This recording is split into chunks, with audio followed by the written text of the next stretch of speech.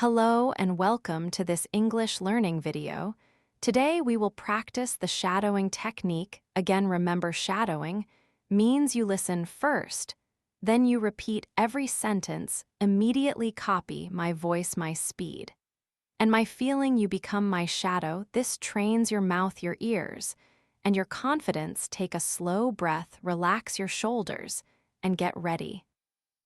Today's story is told by a young woman. She is also the main character. The story is called I Spent the Night in the Library. Are you ready? Let's begin, and please like and subscribe so you never miss the next shadowing story. My name is Claire. I am 24 years old. I study history at the City University. During the day, I work part-time in a small cafe. In the evening, I often go to the big public library. It is open until 10 p.m. The library is my second home. I love the smell of old books, the silence, the tall windows, and the soft yellow lamps. Sometimes I lose track of time while reading. One chilly Thursday in November, classes ended. Early rain tapped against the classroom windows. Our professor said, "Go home. Before the storm gets worse." I smiled to myself. A rainy night is perfect for reading. I grabbed my laptop, my scarf, and a chocolate cookie from the cafe. Then I took the tram to the central library. Inside the lobby, people shook water from umbrellas. The marble floor was shiny. And when I walked upstairs to the history corner on the third floor, almost nobody. Was there only one man typing quickly, and an old woman knitting near a heater. I chose a wooden table beside the window. I opened a thick book called Lost Cities of the Ancient World. Soon, the sound of the storm outside faded from my mind.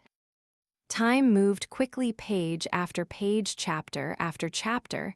At some point, I finished my cookie and drank the last drop of water from my bottle. I looked up. The big clock on the wall said 9:50 p.m. 10 minutes. Until closing, I closed the book, stretched my arms, and hurried to put the book back on the shelf. On the way, I noticed a narrow door between two tall bookshelves. A small sign read Special Collection. No public entry. I had never seen that door unlocked before. Tonight it was open, just a crack. I felt curious. I stepped closer and peeked inside. A dim lamp revealed rows of old wooden cabinets, each drawer labeled with dates from the 19th century. The air smelled of dust and leather. One cabinet drawer was half open. A roll of yellowed maps stuck out. My heart beat faster. History, student curiosity, is a strong thing. I glanced behind me. No one was watching. I slid into the room, planning to look for only a minute. I pulled the drawer gently. Inside were fragile city maps drawn by hand, rivers, streets, even horse paths. I whispered, "Wow." I took one map out and held it under the lamp. The ink lines were so detailed. But then the overhead lights flickered once, twice, then went out completely. The library became dark and silent. The only light was the small lamp in the special room. I froze for a second, then heard a distant click. Metal against metal.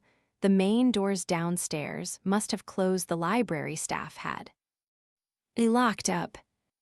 My phone showed 10:05 p.m. Closing time had passed, and I was still inside alone. I felt a cold wave of panic. I put the map back carefully, ran to the door, and pushed it. It moved a little, but then stopped, stuck. Maybe the heavy cabinet next to it had shifted. When I entered, I pushed harder. No luck. Calm down, Claire. Think, I told myself. I turned on my phone flashlight and looked for another exit. The special room had no windows, only bookshelves, and the stuck door. I tried to slide the cabinet back, but it was too heavy. "Okay," I said, "first get out of the special room, then find the night guard." I switched off the small lamp to save power and squeezed through the narrow opening into the main hall.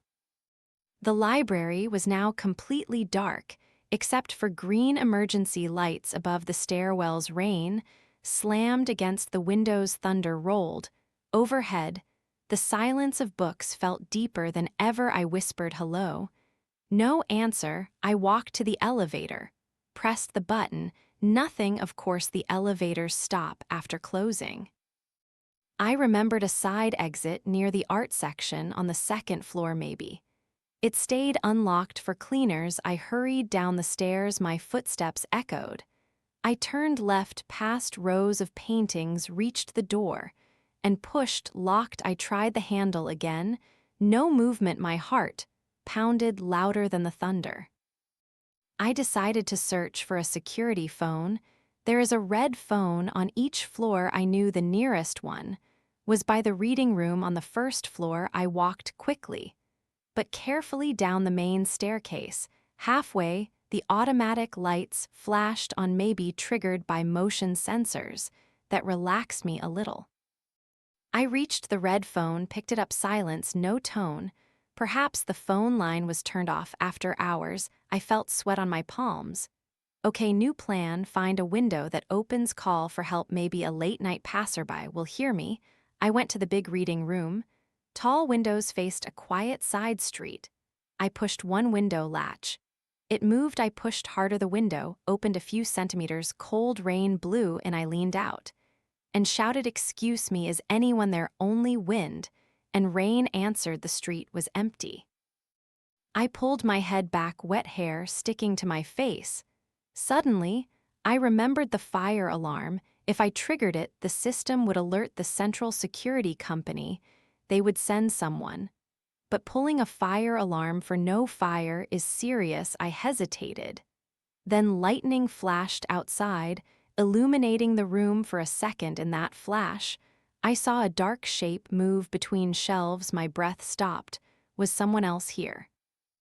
I turned off my phone flashlight and listened. Rain, thunder, wind, heartbeats, maybe imagination. But I heard another sound, a low scrape, like a chair sliding. I whispered, "Is somebody there?" No reply. I forced myself to walk toward the sound. Aisle after aisle. My shoes squeaked on the wet floor near the encyclopedias. I found a trolley full of books, nothing else. Maybe the wheels had moved in the draft. Suddenly my phone vibrated. I jumped. A message from my roommate Mia. "Hey, still at the library? Do you want late pizza?" I typed quickly. Stuck inside library. Locked. Send. Help, she replied. Haha, good joke. No joke, really locked. Please call security. She sent back the shocked face emoji, then said, calling now, battery low, phone dying. I sighed. Relief washed over me. Help was on the way. I just had to wait. But where the special room door was still stuck, I preferred open space. I walked back to the main entrance and sat on a wooden bench near the giant globe. I wrapped my scarf around me. The air felt colder. Lights flickered again, then went out. Everything went black. I used phone flashlight again. Battery at 7%. I whispered, "Hurry, Mia." Another scrape sounded behind me. I spun the light. A tall silhouette stood at the far end of the lobby. My throat tightened. "Hello." I managed, my voice shaky. The figure stepped into the flashlight beam. It was the old woman from earlier, the one knitting. She held a thin cane and wore a raincoat hood over gray hair. Her eyes looked calm, not dangerous. She said softly, "I think we are both locked." I exhaled, half laugh, half sigh. "You too?" "Yes." She said. I fell asleep in the chair. No staff saw me. I introduced myself. She said her name was Mrs. Harris. She lived nearby and visited the library every evening because her apartment felt lonely after her husband died last year. I felt my fear change into concern for her comfort. I told her my friend had called security. We just had to wait. She nodded, but looked at her watch. My husband always told me be ready for surprises. She smiled faintly, then added, "Do you hear water?" I listened. Faint dripping grew into steady trickle. We followed the sound to the staircase. Rainwater leaked through a skylight, forming a small pool on the landing. Mrs. Harris warned, "Slippery steps. We should put signs," but no staff. I found a stack of old newspapers and placed them on the wet floor. "Good idea."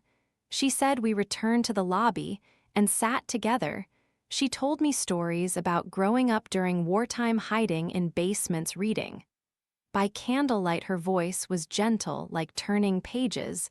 I forgot the storm, and the dark library felt like a cozy parlor.